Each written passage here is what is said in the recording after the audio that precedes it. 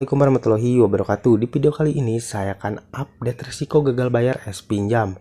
Apakah es pinjam ini sudah memiliki diisi lapangan yang merata di seluruh wilayah Indonesia atau mungkin masih random, atau mungkin ada wilayah-wilayah yang memang tidak akan didatangi oleh diisi lapangan ketika debiturnya mengalami keterlambatan atau gagal bayar. Hal ini sering banyak ditanyakan oleh para debitur-debitur yang mengalami keterlambatan atau gagal bayar di es pinjam.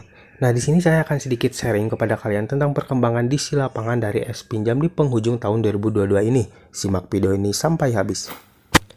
Es pinjam ini adalah fitur pinjaman dari salah satu aplikasi belanja online yang sangat populer di Indonesia, yakni aplikasi Shopee.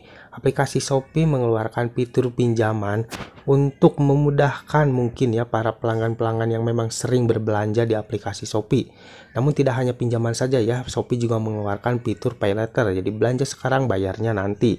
Adanya dua fitur ini, Shopee pinjam dan juga Shopee pay later ini, disambut baik ya oleh para pelanggan-pelanggan yang memang sering melakukan pembelanjaan online di aplikasi Shopee. Namun tidak sedikit juga nih banyak yang mengalami keterlambatan atau gagal bayar ya di es pinjam maupun es pay later. Nah, yang jadi pertanyaannya, apakah di penghujung tahun 2022 ini diisi lapangan dari es pinjam ini sudah merata di seluruh wilayah Indonesia atau mungkin masih random? Jawabannya adalah untuk diisi lapangan dari es pinjam ini sampai saat ini tuh masih random ya. Jadi untuk diisi lapangan dari es pinjam ini hanya baru di beberapa wilayah saja. Mungkin hanya di kota-kota besar atau mungkin di pusat-pusat kota ya, karena untuk diisi lapangan dari es pinjam ini masih terbilang random. Jadi yang namanya random itu adalah ada diisi lapangannya namun tidak merata. Beda lagi ya kalau dengan aplikasi-aplikasi lain, mungkin ada yang diisi lapangannya itu baru di daerah Jabodetabek, itu juga masih random. Namun untuk di luar Jabodetabek itu tidak ada. Nah, untuk diisi lapangan dari es pinjam ini sebenarnya di luar Jabodetabek juga ada diisi lapangannya namun belum merata ya. Jadi hanya di beberapa wilayah saja yang mungkin daerah itu terjangkau oleh diisi lapangan tersebut. Jadi mungkin untuk di wilayah-wilayah kayak pedesaan atau pesisian itu kemungkinan tidak akan didatangi oleh diisi lapangan dari es pinjam. Bang, lalu bagaimana nih tentang ancaman-ancaman yang sering dikirimkan lewat pesan WhatsApp bahwasanya akan mendatangkan tim lapangan ke rumah debitur yang mengalami gagal bayar untuk menjemput tagihannya?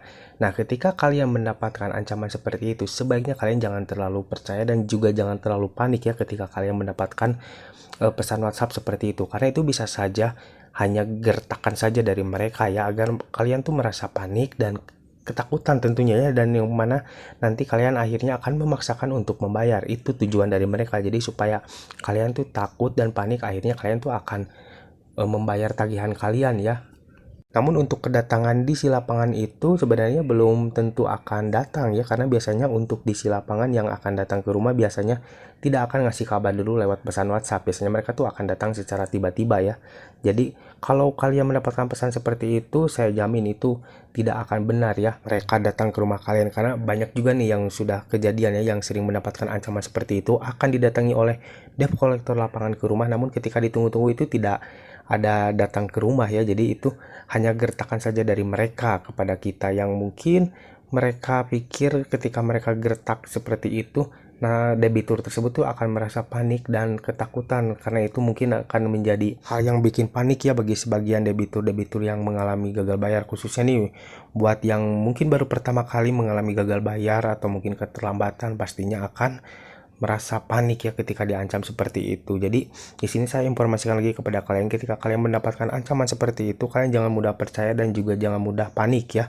Kalau memang kalian tidak sanggup membayar atau mungkin belum siap membayar, kalian jangan pernah memaksakan untuk membayar ya. Jadi kalian bisa bayar tagihan kalian ketika kalian memang sudah siap untuk membayarnya. Nah, sebagai kesimpulannya, apakah diisi lapangan dari es pinjam ini sudah merata di seluruh wilayah Indonesia? Jawabannya adalah untuk diisi lapangan dari es pinjam ini masih random ya, atau belum merata. Memang ada diisi lapangan di luar Jabodetabek dari es pinjam ini, namun hanya di beberapa wilayah saja, mungkin yang diprioritaskan tuh kayak di pusat-pusat kota ya. Ketika kalian mendapatkan ancaman akan didatangkan oleh debt collector lapangan melalui pesan WhatsApp, kalian jangan panik dan ketakutan, karena itu hanya gertakan saja dari mereka. Itu tidak akan benar terjadi atau mungkin tidak akan benar-benar datang ya di lapangannya. Itu hanya menakut-nakuti debiturnya saja. Nah guys, itulah informasi seputar update tentang DC lapangan dari S Pinjam. Semoga video ini bermanfaat buat kalian. Terima kasih yang udah nonton, jangan lupa like dan juga share ke teman-teman kalian. Dan tetap dukung channel ini agar semakin berkembang dengan cara klik subscribe di bawah. Sampai jumpa di video selanjutnya.